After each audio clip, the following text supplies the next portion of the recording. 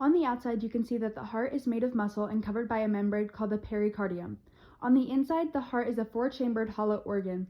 It is divided into the left and right side by a wall called the interventricular septum.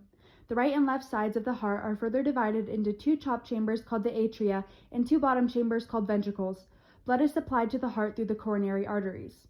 The beginning of the blood pumping system starts at the superior and inferior vena cava. Oxygen-poor blood from the body enters these two large veins on the right side of the heart. This blood is emptied into the right atrium. The right atrium contracts, sending the blood into the right ventricle through the tricuspid AV valve. Once the ventricle is full, the tricuspid valve shuts, preventing the blood from flowing backwards into the atrium while the ventricle contracts. During this contraction, blood leaves the heart through the pulmonic semilunar valve and into the pulmonary trunk. This separates into the pulmonary arteries, which bring the blood to the lungs where the blood is then oxygenated.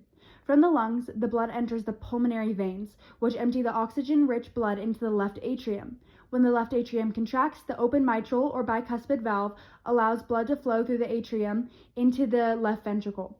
Once the ventricle is full, the mitral valve closes, preventing blood from flowing backwards when the left ventricle contracts. When the ventricle contracts, blood leaves the body through the aortic semilunar valve into the aorta and to the rest of the body. Each valve has a set of flaps called cusps. The cusps of the mitral and tricuspid valves are supported by tough fibrous strings called chordae tendineae. They extend from the valve's cusps to small muscles called papillary muscles, which are a part of the walls inside the ventricles. Two things that I learned about the heart are that the sound of a heartbeat is caused by the valves closing within the heart, and that there are four valves within the heart that prevent backflow of blood.